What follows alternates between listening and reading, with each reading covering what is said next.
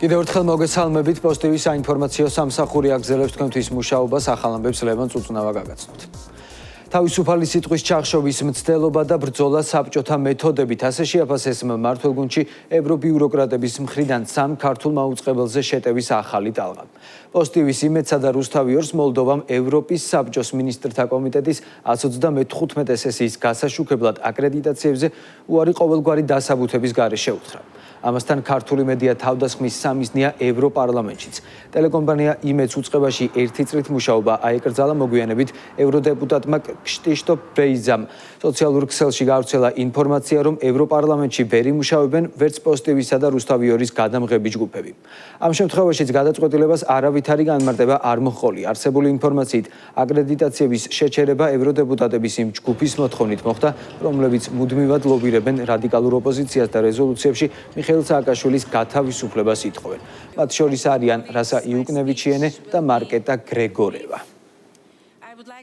ეს არის გადაწყვეტილება, რომელიც მიმართულია თავისუფალი სიტყვის წინააღმდეგ, თავისუფალი მედიის წინააღმდეგ. ესეთი არადემოკრატიული ქვეყანა, როგორიც გახლავთ მოლდოვა, ნამდვილად არ უნდა გვიკვირდეს ჩვენ ისეთი გადაწყვეტილების მიღება, როგორც ჩვენ ნახეთ. ეს გახლავთ ქვეყანა, რომელიც მუდმივად იბრძვის დამოუკიდებელი მედიის წინააღმდეგ. 2022-2024 წლებში სულ რაღაც 12 ტელევიზია დახურა და შეაჩერა მუშაობა.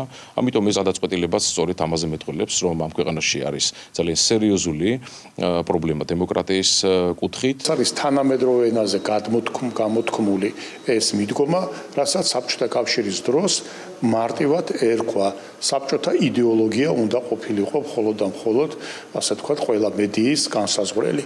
სხვა ყველაფერი იყო აკრძალული, სხვა ყველაფერი არ, ასე ვთქვათ, დაიშვებოდა. წინ ევროპა მიდის უკან საბჭოთა კავშირისაკენ, სამწუხაროდ ეს რეალობა გვაქვს. ყველაფერი შორს არის დემოკრატიისაგან, შორს არის მედიის თავისუფლებისაგან. მათ არ სურთ თავისუფალი მედია, მათ სურთ მხოლოდ კონტროლირებადი მედია, ისინი რომლებიც ემორჩილებიან მათ ცენზურას და ავრცელებენ მხოლოდ ინფორმაციას, რაც მათ სურთ. ეს არის უბრალოდ იმის დასტური, რომ მათ არ აქვს არავითარი სამართლებრივი საფუძველი, რომ თუნდაც ამ არხებს უჩივლონ და დაადანაშაულონ ან დეზინფორმაციის გავრცელებაში, ან რაიმე ტყუილი ინფორმაციის გავრცელებაში. ეს ბერკეტი მათ არ აქვს, იმიტომ რომ ასეთი ფაქტები არ არსებობს და ისინი იძულებული გახდნენ ესე აშკარად დაუფარავი უსამართლო მიდგომა გამოეყენებინათ და უსამართლოდ შეეზღუდათ ამ არხებისათვის სიმართლის გავრცელება. ევროპული პოლიტიკის ინსტიტუტმა ევროკავშირის კანდიდატ ქვეყნებში კანონის უზენაესობის მედეგობის შეფასება გამოაქვეყნა. შედეგების მიხედვით უმაღლესი შესრულება აქვს საქართველოსა და მონტენეგროს. ქვეყნების შემდეგი ინდიკატორებით შეფასდა: კორუფციის არარსებობა, კორუფციის კონტროლის უნარი, რეგულაციების აღსრულება, კანონების წარმატებით აღსრულების უნარი. ამ ნაწილში საქართველოსა და მონტენეგროს პროფილები ყველაზე მეტად ემთხვევა ევროკავშირის საშუალო მაჩვენებელს. ასევე შეფასდა სისხლის სამართლის მართლმსაჯულების და სამოქალაქო საზოგადოების ეფექტიანობა, რაც გულისხმობს მოქალაქეებისა და ბიზნესისთვის კანონისმიერი დაცვის შესაძლებლობების უზრუნველყოფას. ინსტრუმენტი კიდევ 8 კანდიდატ ქვეყანას მოიცავს, ესენია ალბანეთი, ბოსნია და ჰერცეგოვინა, კოსოვო, ჩრდილოეთ მაკედონია, სერბეთი, უკრაინა, მოლდოვა, მოლდოვა და თურქეთი.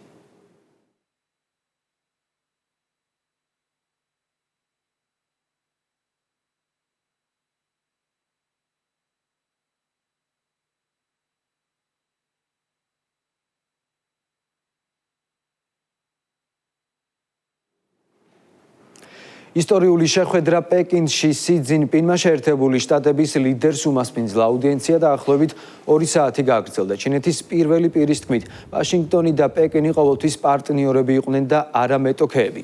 მან ასევე ვაშინგტონთან სავაჭრო ურთიერთობების გაღრმავების მზაობა გამოთქვა.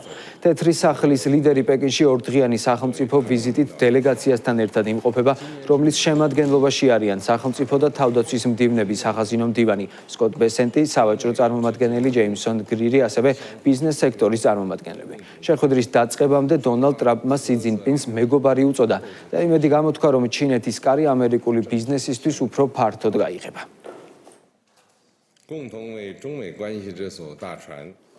ფასდაკლების სტენდები და სპეციალური ფასები პირველადი მოხმარების 15-მდე პროდუქტზე აღმასრულებელი და საკანონმდებლო ხელისუფლების ერთობლივი მუშაობის შედეგად მოქალაქეებს ქსელურ მარკეტებში შემცირებულ ფასად სურსათის შეძენა უკვე შეუძლიათ.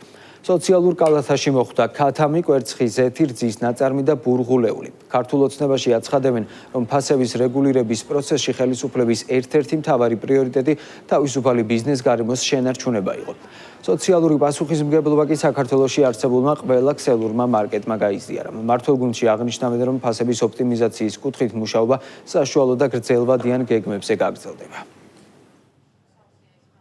მივესალმებით ქსელების ინიციატივას, მათ გაითვალისწინეს აღნიშნული რეკომენდაცია პროდუქტებზე, ჩვენს მოხმარებელს ყოველდღიურად ექნებათ საუკეთესო ფასი, რაც ძალიან მნიშვნელოვანია, რადგან ესენი გახლავთ საბაზისო სწრაფი მოხმარების პროდუქტები. ვფიქრობთ, რომ შეიქმნება პლატფორმა, რომელზედაც ქსელები ატვირთავენ თავიანთ შეთავაზებებს, რატომ არის აღნიშნული მეთოდი და მოდელი ბერძნული კარგი, რადგან ისე ფუძნება მარკეტინგის საფუძვლებს, კონკურენციის საფუძვლებს და ის საქართველოს ბაზარი თავისი შინაარსით და სტრუქტურით ძალიან ახლოს არის ბერძნულ ბაზართან. ხელისუფლება მიდის სწორედ ევოლუციის გზით, ბიზნესთან ერთად თანამშრომლობის გზით და ამან თავისი შედეგი უკვე გამოიღო, როდესაც ბიზნესმა, სუპერმარკეტებმა გამოიჩინეს აი ამ პროცესიდან გამომდინარე ინიციატივა და შექმნეს ეგრეთ წოდებული სახმომხმარებლო კალათები. საშუალო და გრძელვადიან პერიოდში საუბარია სწორედ იმ დაგვარ ოპტიმიზაციაზე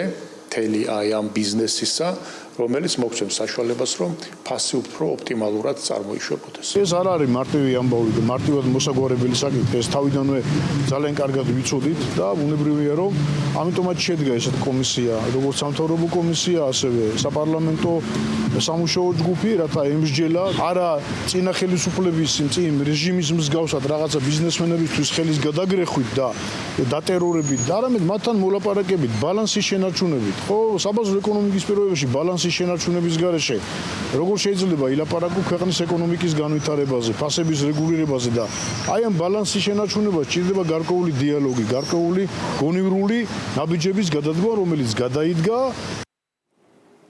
სახელმწიფო უსაფრთხოების სამსახურის უფროსმა მოადგილესთან ერთად დაზვერვის სააგენტოს ხელმძღვანელ პირებთან სამუშაო შეხვედრა გამართა. გეკა გელაძემ პრიორიტეტული მიმართულებები განიხილა და ყურადღება სააგენტოს საქმიანობის ეფექტიანობის გაუმჯობესების შესაძლებლობებზე გაამახვილა. სუსის უფროსმა დაზვერვის სააგენტოს თანამშრომლებს საქმიანობის საკვანძო სფეროებისა და რისკებზე რეაგირების ინსტრუმენტების თვისებრივი განვითარების საქმეში მხარდაჭერა აღუთქვა. გეკა გელაძემ სააგენტოს თითოეულ თანამშრომელს გაწეული სამსახურისთვის მადლობა გადაუხადა და სტრატეგიული მიზნების განხორციელებაში წარმატება უსურვა. დაზვერვის სააგენტოში სტუმრობისას სახელმწიფო უსაფრთხოების სამსახურის უფროსი ინფრასტრუქტურასა და მატერიალურ ტექნიკურ ბაზასაც გაიცნო.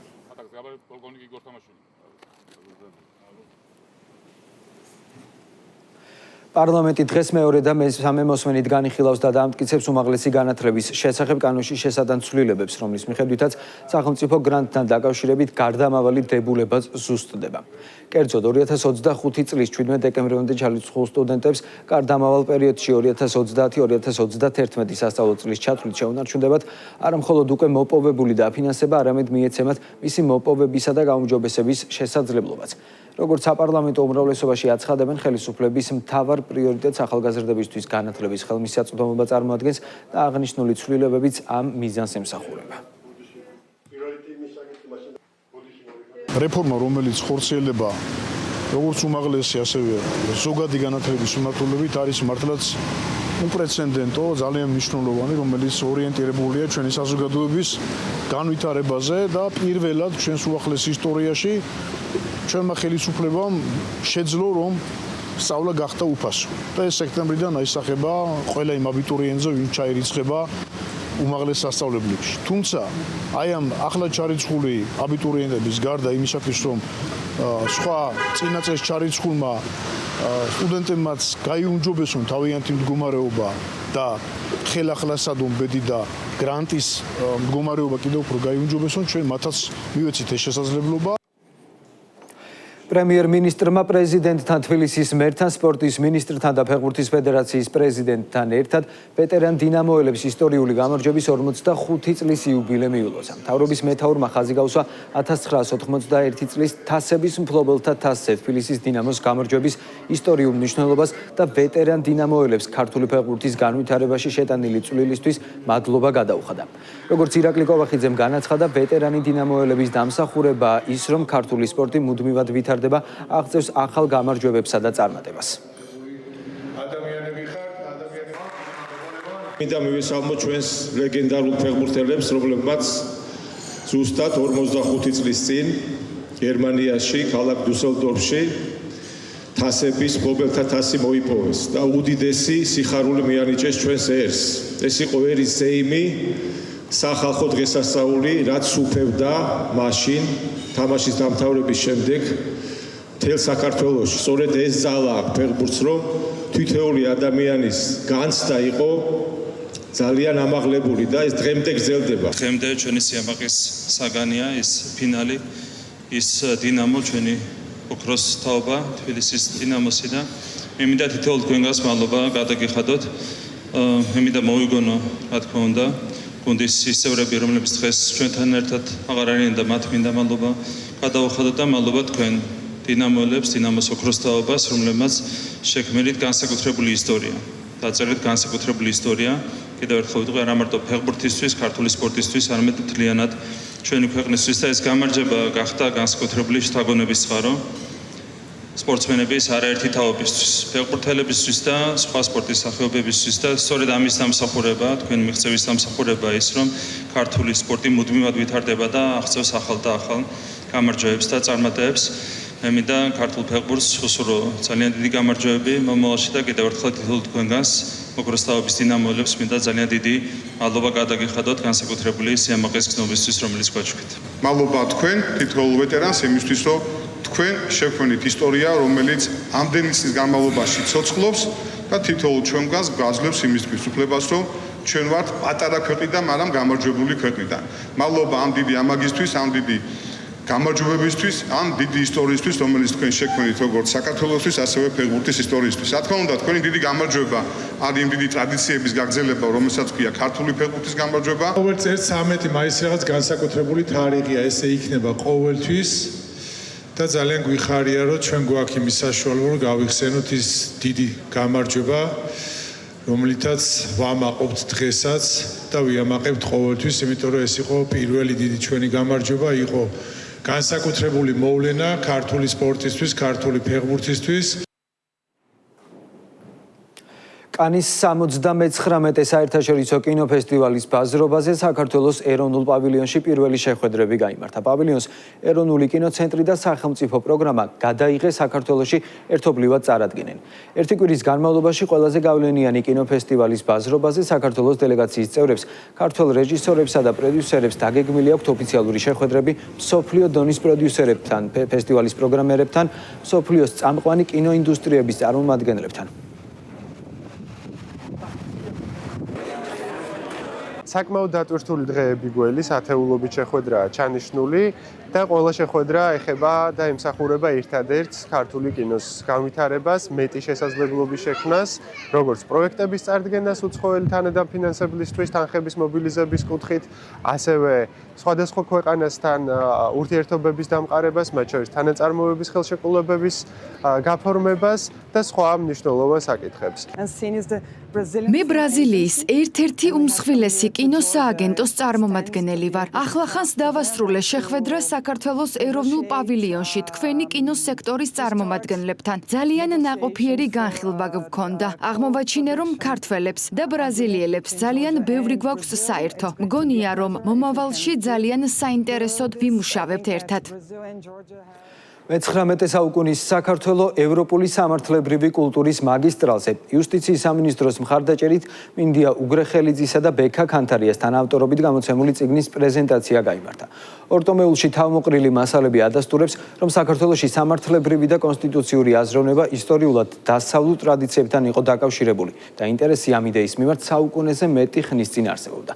ღონისძიებას ეროვნულმა ბიბლიოთეკამ უმასპინძლა პრეზენტაციას იუსტიციის მინისტრი დაესწრო პაატასალიამ მინდია უგრეხელიძე სამინისტროს სისტემის საქმიანობაში შეტანილი განსაკუთრებული წვლილისთვის იუსტიციის მედლით დააჯილდოვა. ეს არის ერთ-ერთი უმნიშვნელოვანესი ნაშრომი ამ ბოლო პერიოდში, რომელიც ხაზს უსვამს იმას, რომ საქართველოს თავისი სამართლებრივი კულტურით, ევროპული სამართლებრივი კულტურის ნაწილს წარმოადგენს. მინდა აღნიშნო, რომ დღეს იუსტიციის სამინისტრომ მიიღო გადაწყვეტილება ბატონი მინდია უგრეხელიძისათვის გადაეცა იუსტიციის მედალი, ეს არის სპეციალური ჯილდო. ეს არის მსოფლიო მასშტაბის მართლაც ბუმბერაზი მეცნიერი და ბუმბერაზი მოღვაწე.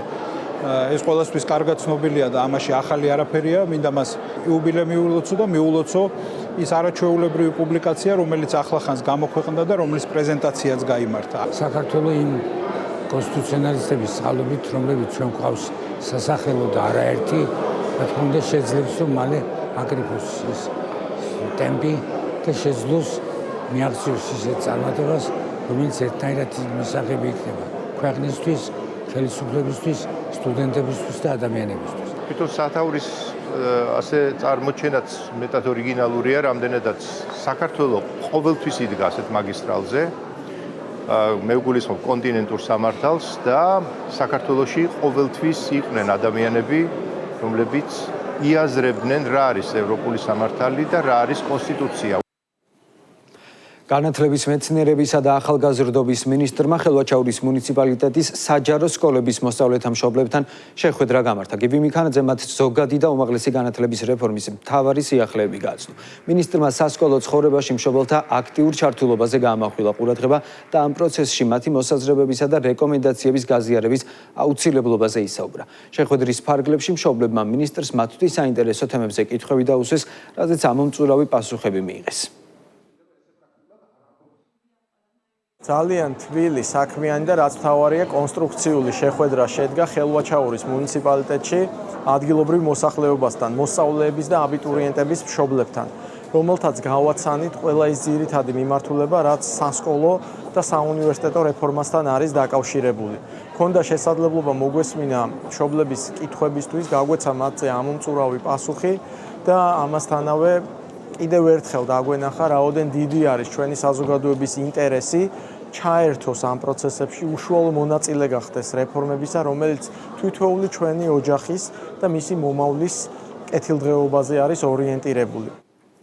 ინციდენტების პრევენციისა და მათზე რეაგირების მექანიზმის ფარგლებში სოფელ ერგნეთში დღეს მორიგი შეხვედრა გაიმართება. განიხილავენ წინა შეხვედრიდან დღემდე ოკუპირებულ რეგიონსა და საოკუპაციო ხაზის გასწვრივ დაფიქსირებულ ყველა მნიშვნელოვან ინციდენტს.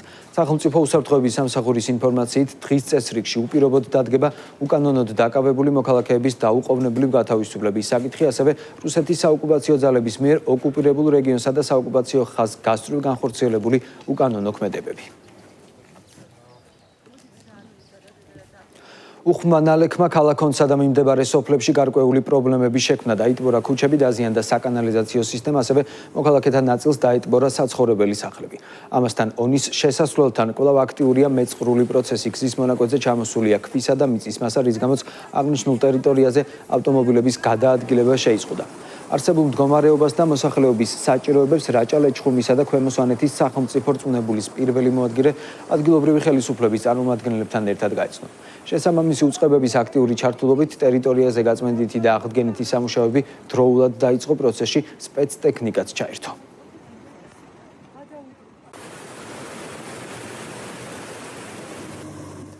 კახეთის რეგიონში ქვემო სამგორის სარწყავი სისტემის მარცხენა მაგისტრალური არხისა და შიდა სამეურნეო ქსელების რეაბილიტაცია და მოდერნიზაცია განხორციელდება.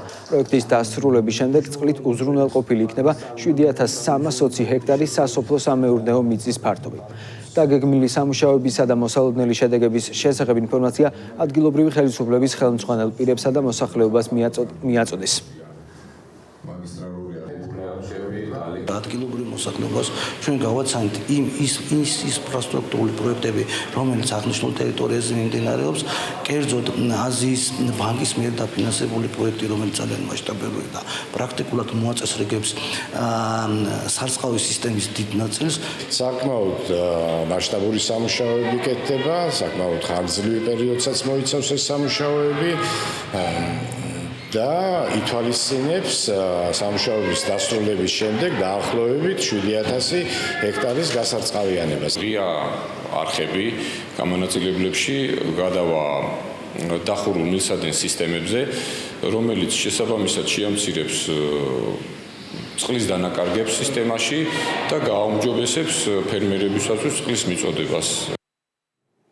რუსთავში 15 სხვადასხვა მისამართზე საცხოვრებელი შენობების გამაგრება, რესტავრაცია მიმდინარეობს. სამუშაოები დაწყებულია ძველი რუსთავის ერთ-ერთ ისტორიულ შენობაში, სპორტის ნომერ 2 საცხოვრებელ კორპუსში. ისტორიულ შენობას შეუნარჩუნდება ავთენტურობა, გათვალისწინებულია კორპუსის გადახურვა, მეტალოპლასტმასის კარფანჯრების და დეკორატიული აივნების მოწყობა. რუსთავში სპორტის ქუჩაზე მიმდინარეობს ერთ-ერთი ისტორიული შენობისარეაბილიტაციო სამუშაოები.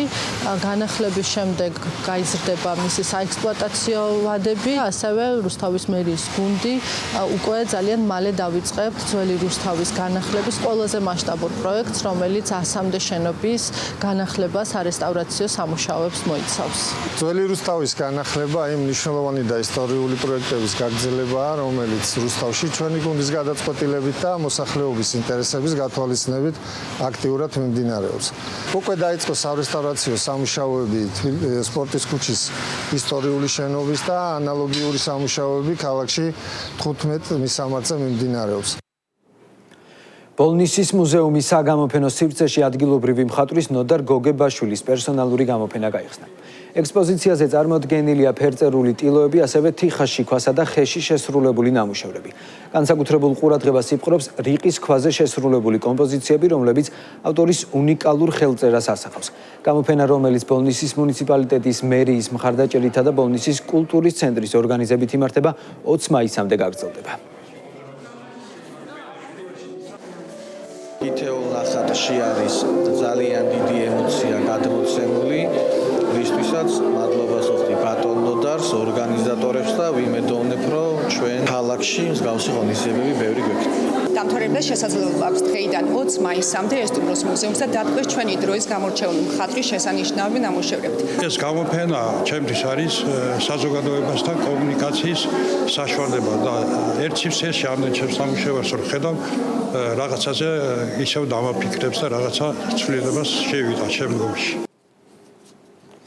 ასეთი იყო ახალი ამბები, პოზიტივის საინფორმაციო სამსახური თქვენთვის მუშაობას ზუსტად 13 საათზე გააგრძელებს.